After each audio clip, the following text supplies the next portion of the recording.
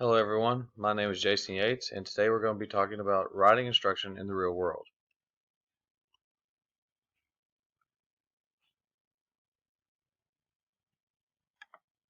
Okay. These are topics to be covered today.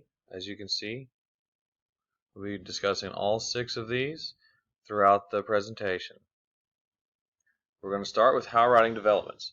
In the scribbling and drawing stage, it's just that. Kids are maybe with crayons or pencils or whatever they find. They have a blank piece of paper. They draw on it just to see what happens and what they have going on. They're just getting familiar with writing, drawing, however you want to say it, and they may even start to use some of the shapes over. Then we move on to the pre-phonemic stage, and this is where children will use actual letters. It can mean a sound or an entire word to them, just using 1 to 2 letters. They don't actually know sounds or phonemes yet. In the early phonemic stage, the children will use letters again, but they'll use multiple letters, and again to mean entire words. And it could just be because they haven't learned all of the letters as well. Then we get to the letter naming stage. This is where they will use 1 or 2 consonants, throw in a vowel, and it'll represent words. They've learned the words, they've created, they've learned that words are made up of phonemes and sounds. So they're starting to understand that. When we hit the transitional stage, this is when they're knowing their letters. They know to write top to bottom, left to right, and they're understanding that the words they write have meaning and can have value to them when they're trying to express what they need to do at that time. We're going to move right along to the 6-trait writing model. This model, as you can see, was a study. In 1983, in Beaverton, Oregon, teachers conducted a study with 17 other teachers and a writing consultant. And based upon the ideas by Paul Diedrich from 1970s, 3 or 4, they read, ranked, and took notes on hundreds of student papers. They condensed their findings in the end into a 6-trait scoring guide. This is used to assess student development on each trait. So we have the 6 traits of writing: ideals and content, organization, voice, word choice, sentence fluency, and convention. We'll start with ideas and content. This is the writer's main ideal and purpose for writing. So with this, they're going to be looking at how well did they support or communicate these ideas in their writings. Did they use examples, and are the ideas clear and focused? In their organization, this is just, is their writing sequenced properly? Are the connections made from beginning to the end and the main theme throughout their narrative? Voice is, by their reading, can we determine the style or the expression that they're trying to use as a writer? Does it interest us, and are we engaged throughout? Word choice is, are the words the correct words to use throughout the writing? Do they convey emotion, and is the message clear? Are they the proper ones? Well, sentence fluency is just that. Do the sentences flow properly? Do they understand how a sentence is structured, and are they using that properly?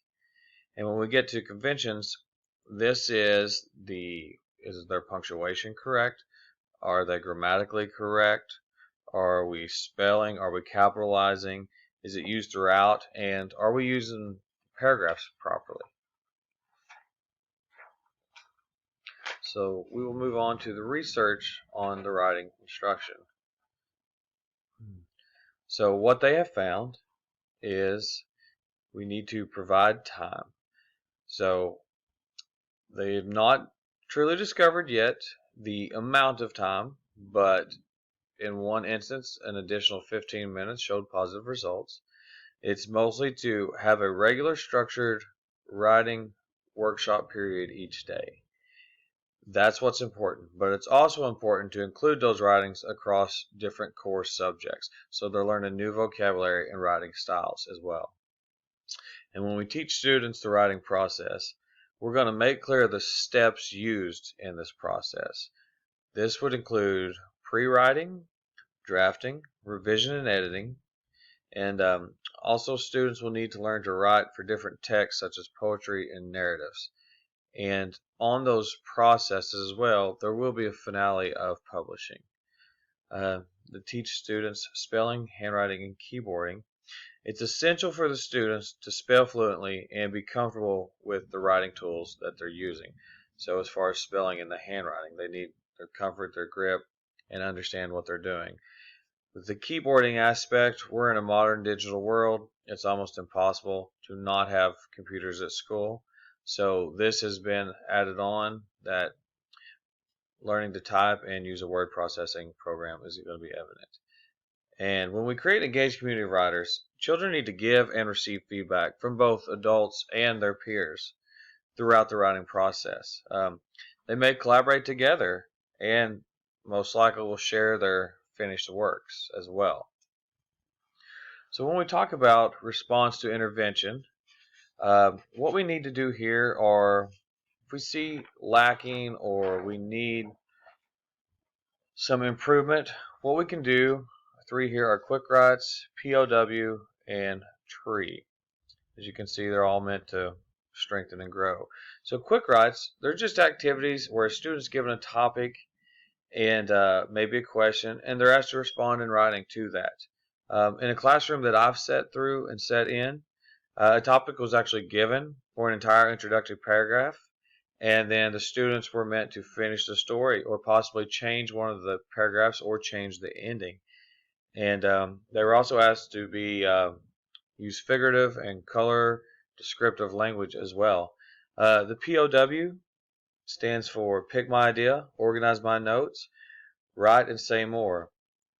It's been shown to provide an engagement in the writing process. It's a three-step plan to keep students on track. Tree is similar. It stands for topic sentence, reasons, they want three or more, examine, and ending. Just another way for them to expand and basically organize their writing process so they can stay on track.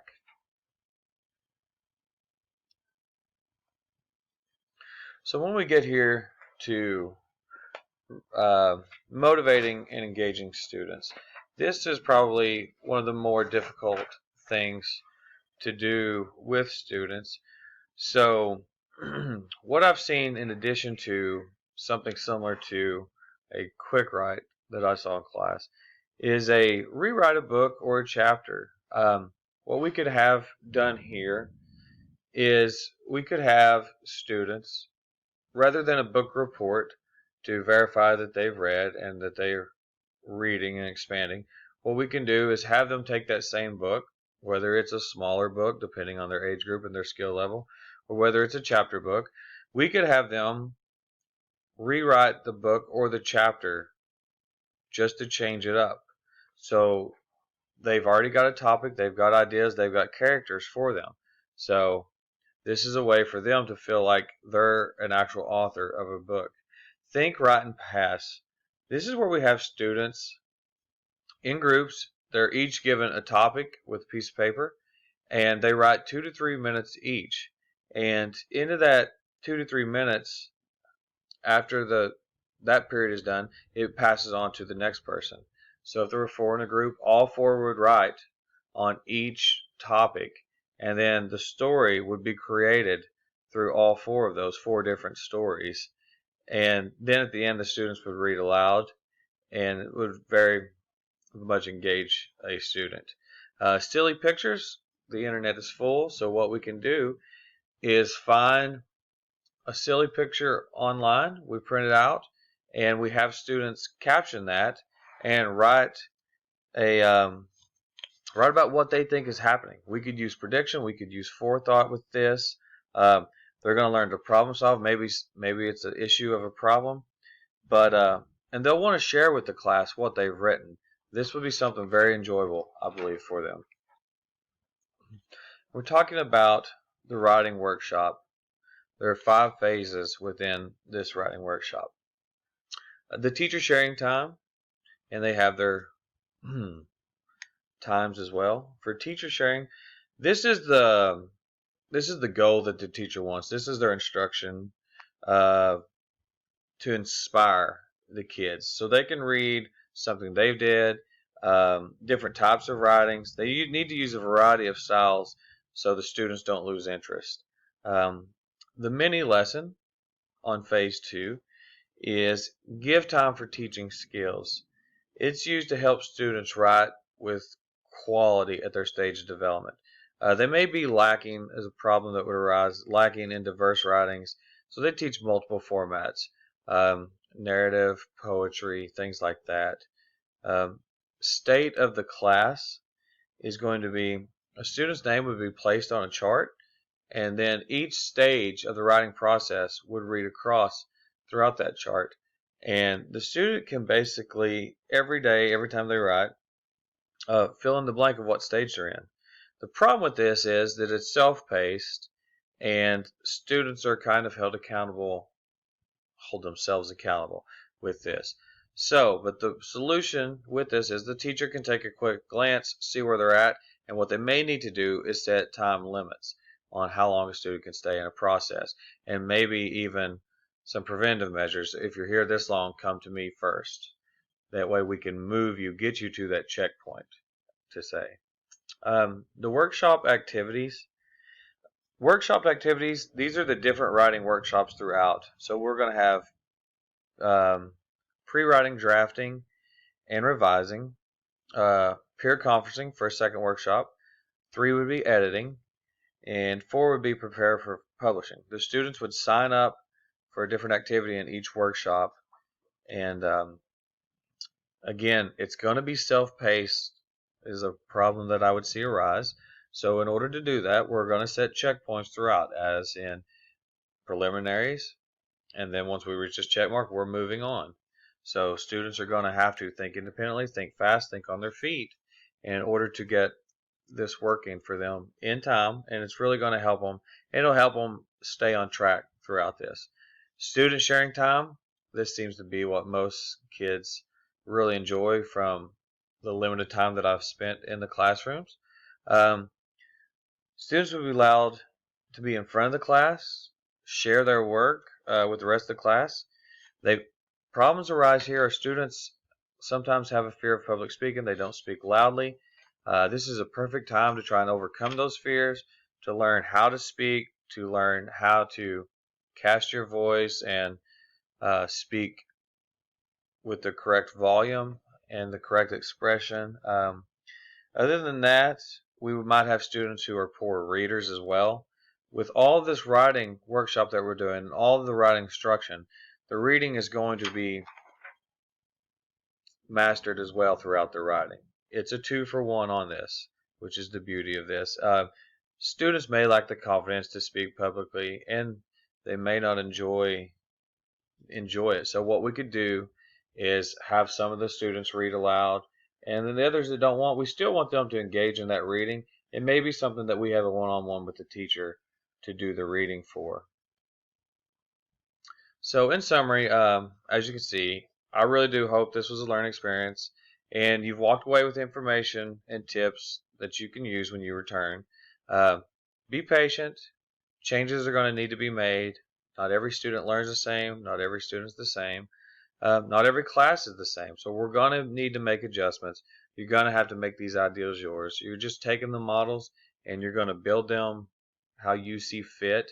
As long as we stay on the basis, we will get through. And that is the overall of the writing instruction. Thank you very much for your time.